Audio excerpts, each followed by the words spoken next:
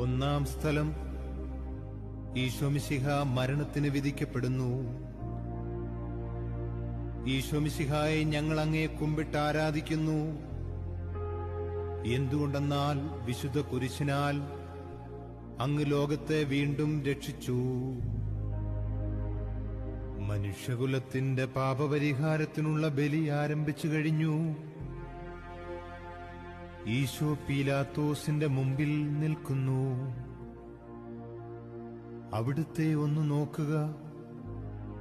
ചമ്മട്ടിയടിയേറ്റ ശരീരം, രക്തത്തിൽ ഒട്ടിപ്പിടിച്ച വസ്ത്രങ്ങൾ, തലയിൽ മുൾമുടി, ഉറക്കമൊഴിഞ്ഞ കണ്ണുകൾ,